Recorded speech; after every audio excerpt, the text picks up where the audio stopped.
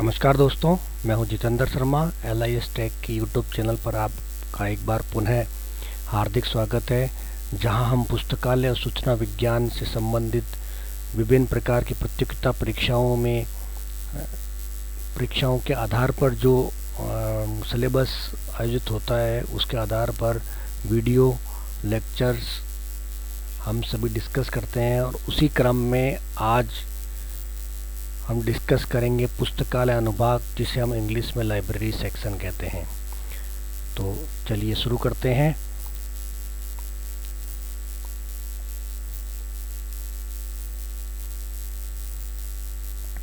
पुस्तकालय अनुभाग। पुस्तकालय अनुभागों में जैसा कि हम सब जानते हैं, किसी भी विभाग के सफल संचालन के लिए वहाँ उसमें उपस्थित विभिन्न प्रकार के अनुभागों का महत्वपूर्ण स्थान होता है।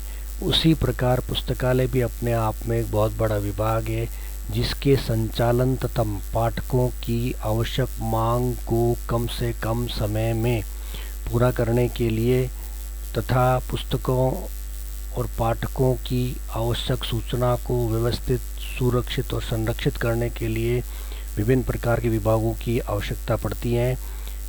इसमें सबसे महत्वपूर्ण जो विभाग है वह है अधिकरण अनुभाग तथा अव्याप्ति अनुभाग, जिसे इंग्लिश में इक्वेशन सेक्शन कहते हैं। अधिकरण अनुभाग की अगर बात की जाए तो उसके पुस्तकालय में अनेक प्रकार के कार्य होते हैं, और उसी क्रम में जो महत्वपूर्ण कार्य हैं वो निम्नलिखित हैं। पहला, पाठकों हेतु आवश्यक एवं उपयोगी पाठ्य सामग्री का चयन करना। जब पुस्तकालय में पाठक आता है तो और उसकी आवश्यक मांग के आधार पर जो पाठ्य सामग्री हम उनको उपलब्ध कराते हैं, उसी के आधार पर उस पाठ्यकृत सामग्री को खरीदने के लिए सबसे पहले अधिकरण अनुभाग काम करता है। इसमें सर्वप्रथम पाठकों की उपयोग सामग्री के आधार पर उनका चयन किया जाता है। दूसरा, पाठ्य सामग्री का अनुमोदन प्रस्तुत करना। जब हम पुस्तकालय में पाठ्य सामग्री का चयन कर लेते हैं तो उन चयन के आधार पर हम उस चयनित सामग्री का अनुमोदन या रिकमेंडेशन करने के लिए हम संबंधित विभाग को प्रस्तुत करते हैं। तीसरा है, चयन की हुई पाठ्य सामग्री की सूची तथा अन्य अभिलेखों से मिलान करके ये देखना कि कहीं अवांछित पाठ्य सामग्री को दोबारा न खरीदा जाए। इस पॉइंट का अर्थ ये है, मान लीजिए पुस्तकालय में किसी ऐसे विषय, उदाहरण के लिए हम इतिहास की बात करते हैं। इतिहास विषय की पुस्तकालय में 500 किताबें हैं और 500 न्यू किताबों की रिक्वायरमेंट आपके पुस्तकालय में आई है। तो इस बिंदु के आधार पर हम उन 500 पुस्तकों में से जो पूर्व में पुस्तकालय में है, तो उनके आधार पर हम नई 500 पुस्तकों को अपनी आवश्यकता अनुसार तथा पुस्तकालय के बजट के अनुसार उनको मिलान करके तथा डुप्लीकेट होने के आधार पर हम उसे कम या अधिक कर सकते हैं, जिससे पाठकों की मांग को पूरा किया जा सके।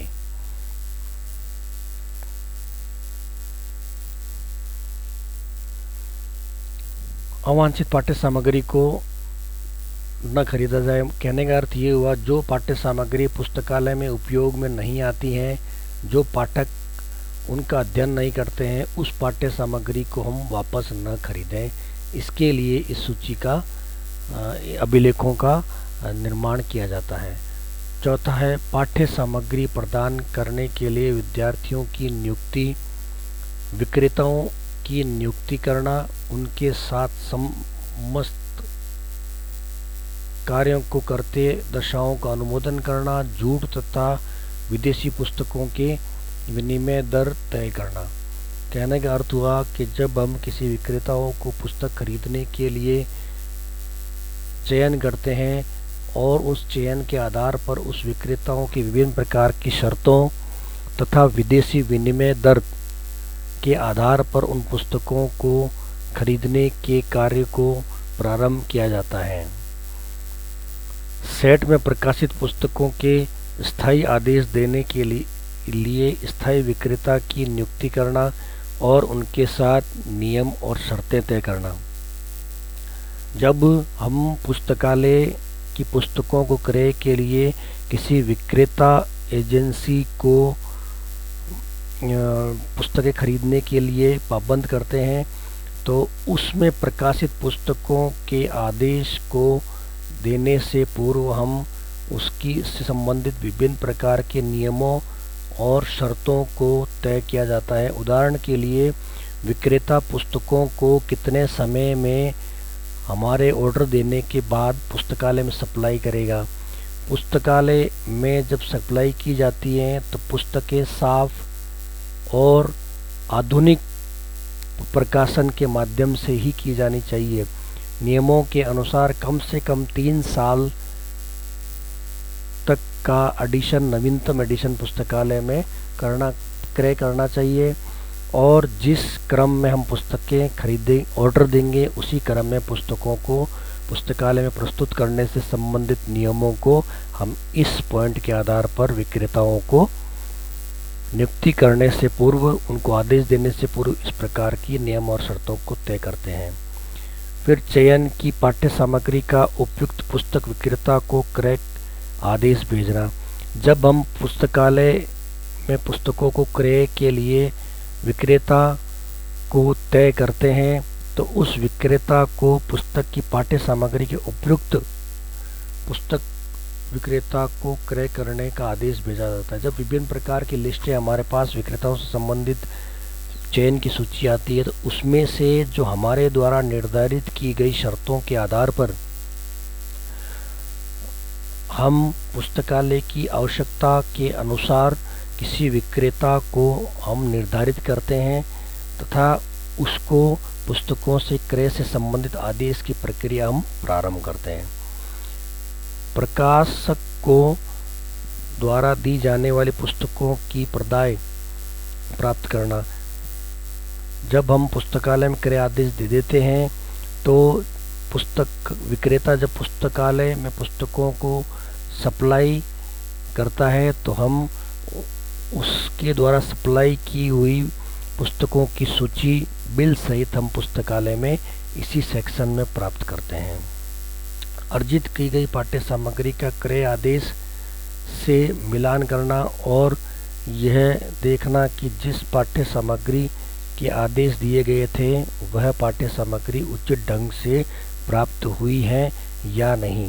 अर्थात कहने का अर्थ ये हुआ कि जब हम पुस्तकालय में पुस्तकों को खरीद करने के लिए विभिन्न प्रकार की एजेंसियों को हम जब पाबंद करते हैं और वो एजेंसी पुस्तकालय में पुस्तकों को सप्लाई करती है तो उनके द्वारा सप्लाई की गई पुस्तकों को सर्वप्रथम हम हमारे द्वारा दिए गए या पुस्तकालय द्वारा दिए गए ऑर्डर से उनका मिलान किया जाता है, जिससे हमारे ऑर्डर और सप्लाई हो रही पुस्तकों का मिलान करके हमारे दिए गए टाइटल और उचित पुस्तकों की ही पुस्तकालय में सप्लाई हो। उदाहरण के लिए अगर हमने किसी टाइटल को सप्लाई नहीं किया है और विक्रेता हमें हमारे दिए गए टाइटल और प्रकाशक और लेखक के अनुसार पुस्तकें सप्लाई नहीं करता है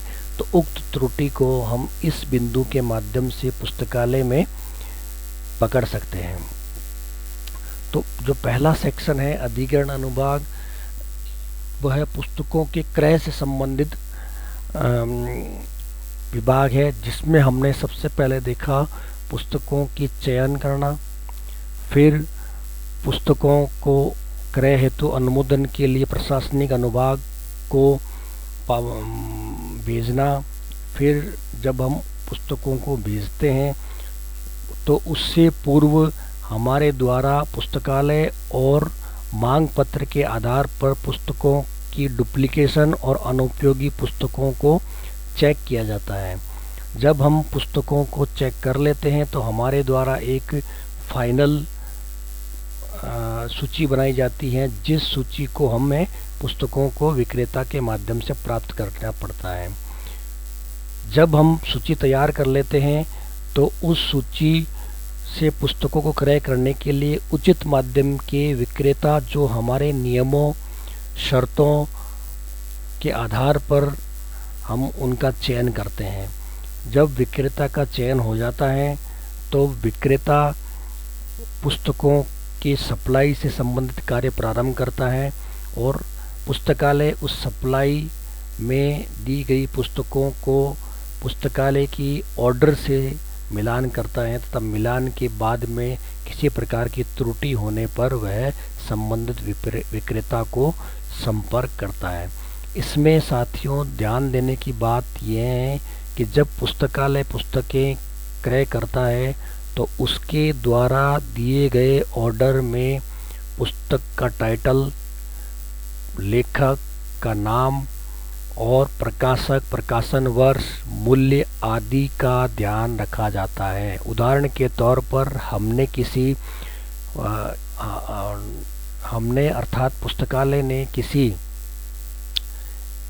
ऐसे टाइटल को प्राप्त करने के लिए क्रय आदेश दिया है जिसमें टाइटल तो सही है। उदाहरण के लिए भारत का इतिहास अगर टाइटल हम पुस्तकालय में क्रय करने के लिए विक्रेता को आदेश देते हैं तो भारत के इतिहास में दिए गए हमारे टाइटल, हमारे ही द्वारा दिए गया लेखक, हमारे ही द्वारा दिया गया प्रकाशक और हमारे ही द्वारा दिए गए प्रकाशन वर्ष, एडिशन आदि की जानकारी जब पुस्तकालय में विक्रेता पुस्तकों को सप्लाई करता है तब हमें उसी समय ध्यान से चेक करना होता है, ताकि विक्रेता टाइटल तो सेम देता है परंतु कभी कभी प्रकाशक और लेखक में भी त्रुटि करता है।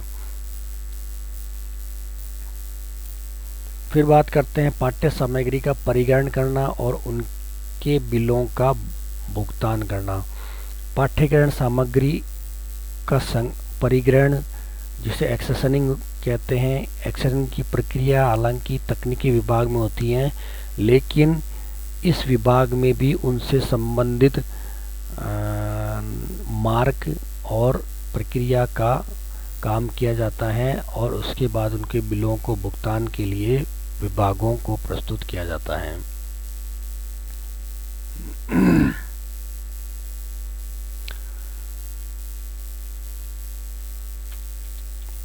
फिर बात करें अगले अनुभाग की।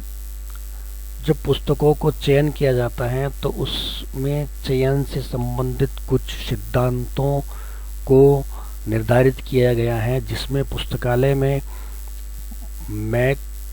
मेलविन ड्यूई का सिद्धांत, पुस्तकालय के जनक मेलविन ड्यूई ने 1876 में पुस्तक चयन का सिद्धांत प्रतिपादित किया था।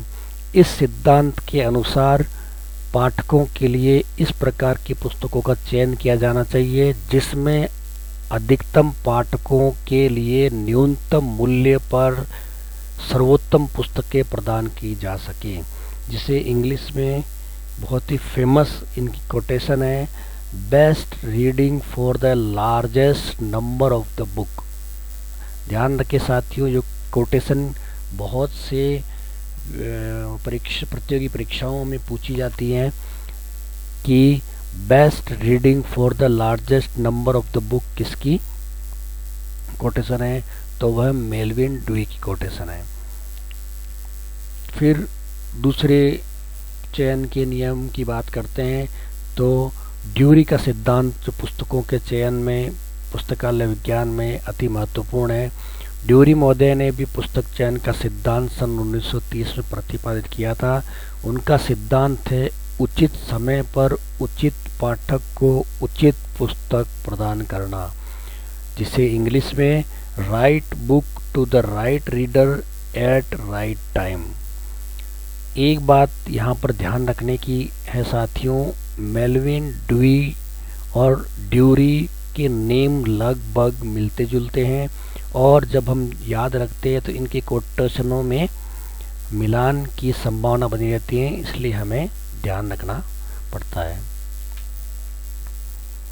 फिर तीसरे की अगर बात की जाए तो रंगनाथन का त्रिपुत्रक सिद्धांत है। रंगनाथन ने पुस्तकालय विज्ञान के 5 सूत्रों के माध्यम से पुस्तकों के चयन की मांग की है, जिसके अंतर्गत प्रथम सूत्र पुस्तक के उपयोग के लिए है के द्वारा पुस्तकों के चयन और उनकी अधिक से अधिक पुस्तक व अन्य सूत्रों के द्वारा पुस्तकालय में पुस्तक का चयन करने की सरल से सरल विधि और पाठकों को उनके उपयोग के लिए बल देना चाहिए। रंगनाथन जी ये कहते हैं कि जब पुस्तकालय में पुस्तकों का चयन किया जाता है तो उसमें पाठकों की मांग, उनकी रुचि, उनके अध्ययन करने की आवृत्ति आदि के आधार पर, पुस्तकों के उपयोग के आधार पर पुस्तकों का चयन किया जाना चाहिए। फिर बात करें एक बहुत ही महत्वपूर्ण पुस्तक चयन का सिद्धांत है, जो है मांग और पूर्ति का सिद्धांत, जो कि मैककाल्विन ने 1942 में दिया था। इस सिद्धांत के अनुसार पुस्तकालय में अधिक उपयोगी पुस्तक की मांग अधिक होगी तथा कम उपयोग की पुस्तक की मांग कम होगी, जो सिद्धांत मैककाल्विन ने मांग और पूर्ति के नाम से बहु प्रसिद्ध सिद्धांत दिया था। फिर दूसरे अनुभाग की बात करें तो तकनीकी अनुभाग है। पुस्तकालय में तकनीक से संबंधित समस्त काम इस विभाग के अंतर्गत किए जाते हैं। जब पुस्तकें की मांग कर और सप्लायर द्वारा या विक्रेता द्वारा पुस्तकें पुस्तकालय में प्राप्त की जाती हैं, तो उससे लेकर और जब शेल्फ तक पुस्तकें पहुंचती है, इससे संबंधित बीच में संपूर्ण जो काम होते हैं वो तकनीकी अनुभाग द्वारा किए जाते हैं। जिसमें अगर बात की जाए महत्वपूर्ण बिंदुओं में, तो पुस्तकों को स्वीकृत वर्गीकरण पद्धति से वर्गीकृत करना, पाठकों की मांग को कम से कम समय में पूर्ति करने के लिए पुस्तकों को सुनियोजित तरीके से संरक्षित करना अति आवश्यक है, जिससे पाठकों की मांग होने पर तुरंत हम उन पाठकों को अपने मांग के अनुसार पुस्तकों को उपलब्ध कराई जा सके। ये तभी संभव होगा जब पुस्तकों को किसी विशेष कम लागत वाली और यथाशीघ्र पुस्तकें प्राप्त होने वाली वर्गीकरण पद्धति से पुस्तकों को वर्गीकृत किया जाता है। वर्गीकरण पद्धति एक ऐसी पद्धति होती है जिसमें सुनियोजित ढंग से पुस्तकों को शेल्फ में रखा जाता है। और अगर पद्धति की बात की जाए तो विश्व की सबसे फेमस जो पद्धति है वो DDC द्विडेसिमल क्लासिफिकेशन है। फिर बात करें पुस्तकों को स्वीकृत प्रसूचीकरण पद्धति के अनुसार सूचीकरण करना आवश्यक है, जिससे पाठक जब पुस्तकालय से अपनी आवश्यक मांग की पूर्ति के लिए निवेदन करता है, तब पुस्तकालय के कार्मिकों का ये कर्तव्य रहता है कि वह इस प्रकार की सूची या इस प्रकार के कैटलॉग को बनाया जाए, जिसके कैटलॉग से माध्यम से पुस्तकालय में आने वाला प्रत्येक पाठक अपने उपयोग की पुस्तकों को यथा कम समय में खोज सके। सामान्यतः प्रसूची या लाइब्रेरी कैटलॉग में टाइटल, लेखक, विषय, प्रकाशन वर्ष, एडिशन आदि की जानकारी होना अति आवश्यक है, जिससे पाठक अपने मांग को तुरंत पूरा कर सकें। फिर तीसरे पॉइंट की बात की जाए तो प्रसूची पत्रों को व्यवस्थित करना। जब उपरोक्त दोनों बिंदुओं को पूर्ण किया जाता है, अर्थात वर्गीकरण सूचीकरण किया जाता है, और जब प्रसूचीकरण से कार्ड निर्मित होते हैं तो उन कार्डों को व्यवस्थित करना अति आवश्यक है। हालांकि आधुनिक तकनीकों में प्रसूची कार्डों का प्रयोग नहीं होता है, लेकिन प्राचीन तकनीक के आधार पर इस प्रकार के कार्डों को निर्माण किया जाता था, जिसको पुस्तकालय में अत्यधिक मात्रा में होने के कारण उनको व्यवस्थित करना आवश्यक होता है।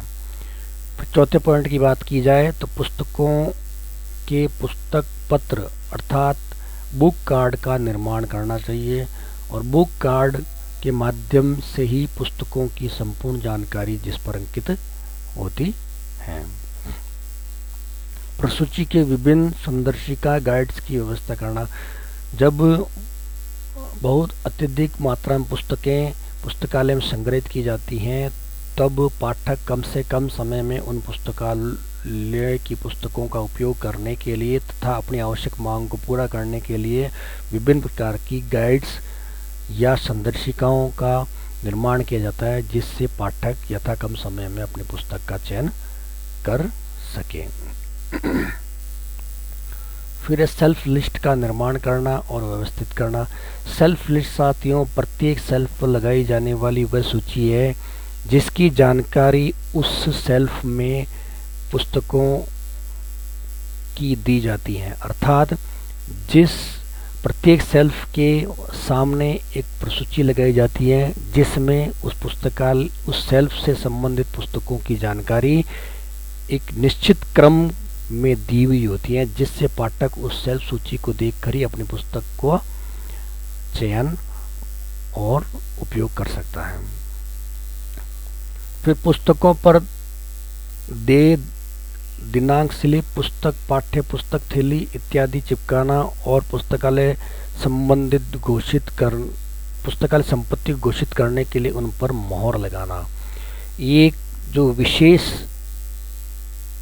कंडीशन हम कह सकते हैं है कि जब तक पुस्तकालय में पुस्तक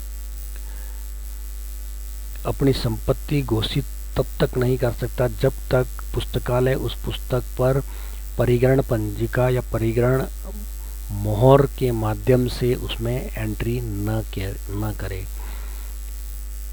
पुस्तकों पर दे दिनांक मतलब ड्यू डेट स्लिप चिपकाना जो सामान्यतः पुस्तक के टाइटल पेज से पूर्व वाले पेज पर अंकित की जाती है और टाइटल पेज के पृष्ठ भाग पर पुस्तकालय स्टाम्प या लाइब्रेरी स्टाम्प को लगाया जाता है। फिर बुक पॉकेट आदि को भी चिपकाया जाता है। फिर 8वें पॉइंट की बात की जाए, प्रत्येक पुस्तक को पुस्तक थैली में एक पुस्तक कार्ड डाला जाता है जिस पर संबंधित पुस्तक का क्रमांक, नंबर, परिग्रहण संख्या, लेखक और आख्या आदि लिखित अंकित होती हैं।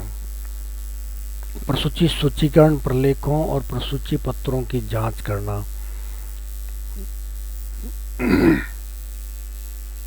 पुस्तकालय में जो नवीन प्रलेख आते हैं उनकी सूचियां तैयार करना जिससे पाठकों को ज्ञात हो सके कि पुस्तकालय में इस सप्ताह या माह में कितने प्रकार के प्रलेख नए आए हैं। तो कहने का अर्थ ये हुआ कि पुस्तकालय में सुव्यवस्थित, संरक्षित और सुसज्जित करने का कार्य जो भी है वो तकनीकी अनुभाग के अंतर्गत किया जाता है। फिर आगे बात करते हैं जो पुस्तकालय का अति महत्वपूर्ण अनुभाग है, पुस्तक आदान प्रदान अनुभाग। यहाँ पर अनुभाग है जिसे हम बुक इशू रिटर्न सेक्शन भी कहते हैं। इससे संबंधित जो महत्वपूर्ण काम है वो है पाठकों को पंजीकृत करना जिससे वे अध्ययन हेतु पुस्तक को पुस्तकालय से बाहर ले जाया जा सके। जब पुस्तकालय पाठक आता है तो सबसे पहले उसका रजिस्ट्रेशन किया जाता है और रजिस्ट्रेशन के आधार पर ही वह पुस्तकालय की संपत्ति का उपयोग करने के लिए वह स्वीकृत होता है। पंजीकृत पाठकों को नियमानुसार निर्धारित संख्या में रीडर टिकट प्रदान करना। जब पाठक पुस्तकालय में अपना रजिस्ट्रेशन करा लेता है तो पुस्तकालय अपने नियम के अनुसार उन्हें रीडर टिकट जारी करता है जिससे वह उस रीडर टिकट के अनुपात में पुस्तकों को उपयोग कर सकता है। पुस्तकालय के समस्त पंजीकृत पाठकों का रिकॉर्ड रखना। पुस्तकालय में जब पाठकों का पंजीकरण हो जाता है तो उससे संबंधित समस्त आवेदन और उससे संबंधित समस्त रिकॉर्ड को एक निश्चित क्रम में पुस्तकालय में रखा जाता है, जो इस सेक्शन के माध्यम से ही संभव होता है। पाठकों की सदस्यता विधि समाप्त हो जाने पर उनको सदस्यता नवीनीकरण के बारे में सूचित करना। जब निश्चित हम सभी जानते हैं कि निश्चित टाइम के लिए पुस्तकालय अपने पाठकों को रजिस्ट्रेशन की सुविधा प्रदान करता है। उक्त दिनांक की समाप्ति के बाद वह अपने पाठकों को पुनः नवीनीकरण से संबंधित सूचना जारी करता है। पाठकों की व्यक्तिगत सामग्री को पुस्तक भंडार तथा अन्य कक्षाओं से बाहर रखने के लिए लॉकर की व्यवस्था का प्रदान करना भी इस सेक्शन का कार्य है। पाठकों द्वारा पुस्तक चुन लेने पर उसको विधिवत पाठक के नाम निर्गत मतलब इशू करना और उसके संपूर्ण रिकॉर्ड को तैयार करने का काम भी इसी अनुभाग के अंतर्गत किया जाता है। पाठक द्वारा पुस्तक लौटाने पर उसकी विधिवत उसके नाम के खाते में से पुस्तक को निकाला जाता है। जब पाठक पुस्तक का उपयोग कर कर पुस्तकालय में पुनः जमा कराता है, रिटर्न करता है, तो उसको उसके अकाउंट से पुस्तक को वापस रिटर्न किया जाता है। यदि पाठक निर्धारित समय पर पुस्तक को नहीं लौटाए तो उस निश्चित अवधि के पश्चात उसको स्मरण पत्र भेजना तथा निश्चित अवधि के पश्चात लौटाई गई पुस्तकों पर पाठकों से नियमानुसार दंड स्वरूप शुल्क व्यवस्थित या शुल्क प्राप्त करना।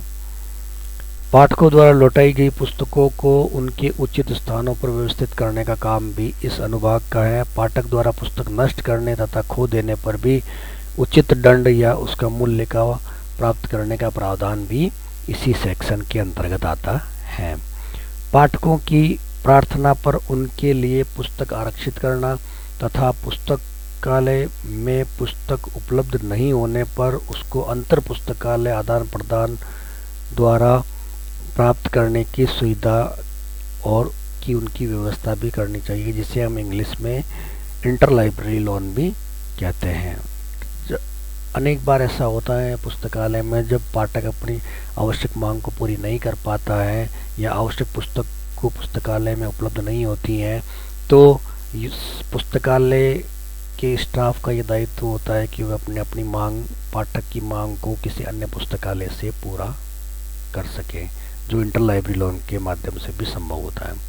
फिर पुस्तकालय का एक बहुत ही महत्वपूर्ण अनुभाग है पुस्तकालय के प्रशासन अनुभाग या कार्यालय अनुभाग, जिसमें पुस्तकालय से संबंधित कार्यों में पुस्तकालय के समस्त कार्यों के लिए नीतियां निर्धारित करना, उदाहरण के लिए पुस्तक खरीदने के लिए कौन सी विधि पुस्तकालय में अपनाई जाए या पुस्तकालय निर्गमन के लिए कौन सी विधि श्रेष्ठ है आदि का निर्णय भी इस अनुभाग द्वारा किया जाता है। पुस्तकालय में सुचारू ढंग एवं संचालन के लिए सामान्य नियमों का निर्माण भी इसी अनुभाग द्वारा किया जाता है। पुस्तकालय के विभिन्न अनुभागों का निर्माण, जो जैसे हम लाइब्रेरी इक्विशन, पुस्तक खरीद सेक्शन या तकनीकी सेक्शन आदि की बात की जाए तो वह यहीं से भी निर्धारित किया जाता है।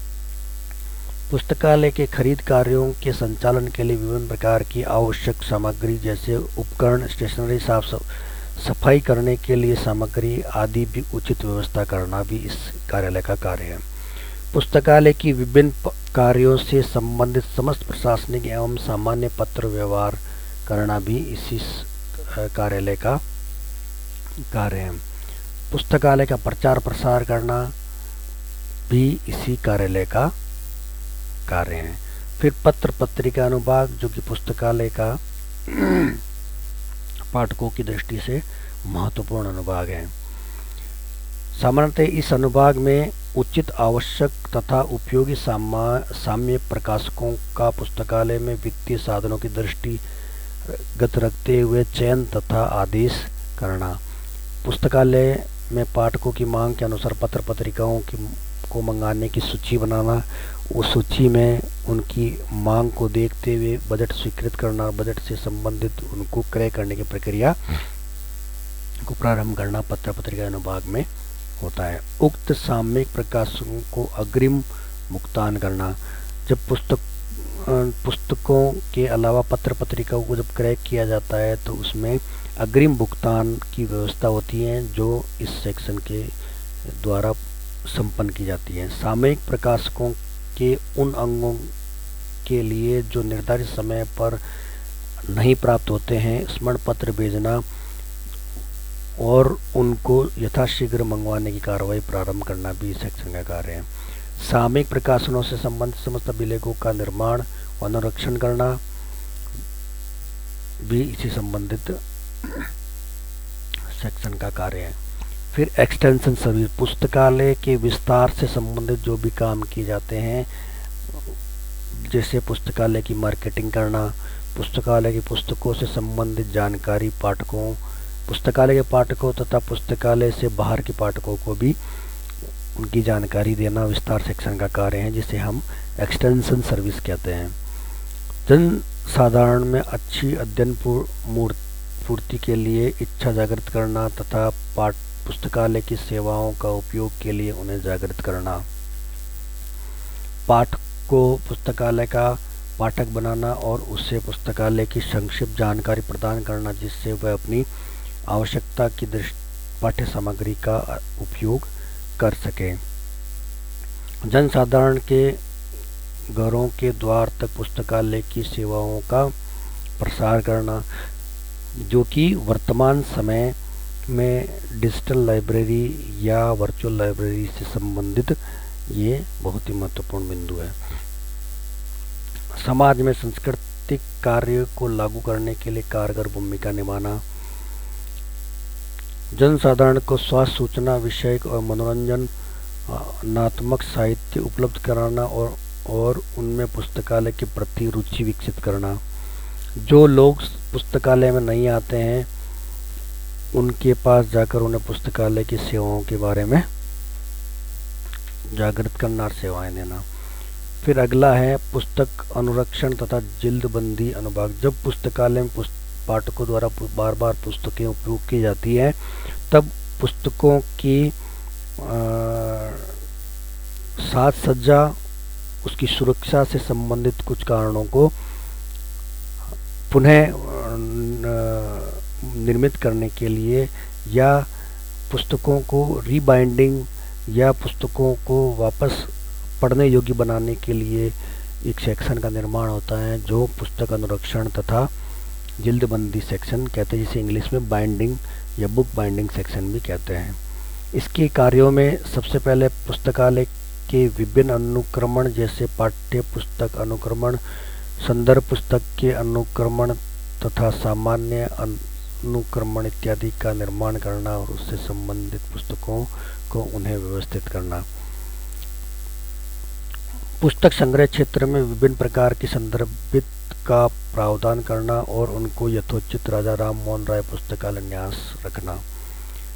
यदि पुस्तक से दाग हट जाएं तो उनको उन्हें लगाना तथा पुस्तकों की परिरक्षण के लिए उनके कीड़े मकोड़े आदि समय समय पर संग्रहण सत्यापन के प्रतिवेदन को तैयार करना। मूल्यवान एवं बहुमूल्य पुस्तकों को बंद अलमारियों में रखना जिससे विशेष आवश्यकता होने पर ही पाठकों की उपलब्ध कराया जा सके। पुस्तकालय में पुस्तकों की नमी, धूल, तीव्र प्रकाश से बचाने की पूर्ण व्यवस्था इसी सेक्शन द्वारा की जाती है। अन्यथा पुस्तकालय में नमी और सीलन हो तो पुस्तकों पर फफूंद लग जाती हैं जिससे प्रत्येक पुस्तक या पुस्तकें शीघ्र ही नष्ट होने की संभावनाएं बनी रहती हैं।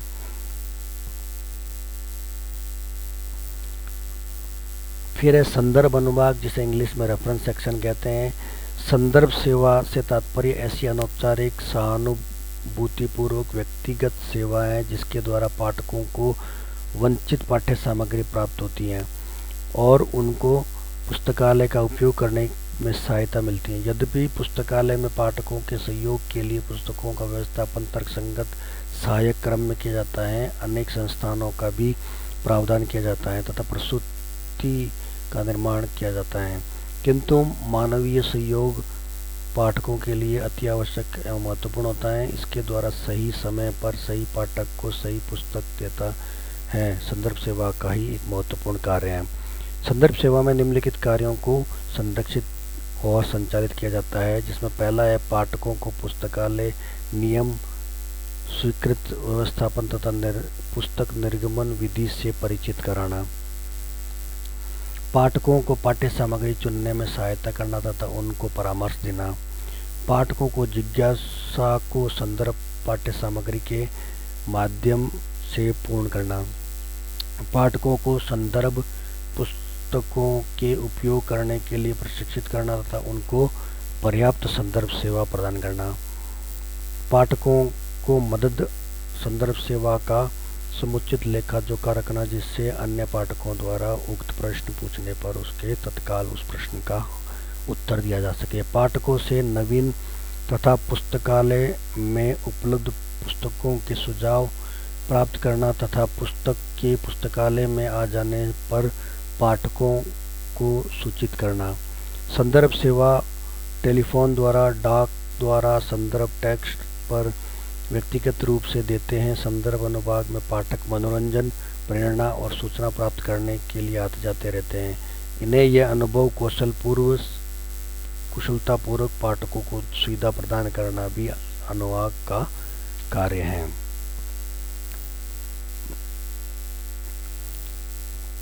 तो साथियों, उम्मीद करता हूँ आज का वीडियो आपको पसंद आया होगा। आप अपने कमेंट्स नीचे दिए गए कमेंट बॉक्स में दे सकते हैं, और इस वीडियो में अगर आपको किसी प्रकार के सुधार या कोई सुझाव देना चाहते हैं तो आपका स्वागत है। आप नीचे दिए गए कमेंट बॉक्स में दे सकते हैं।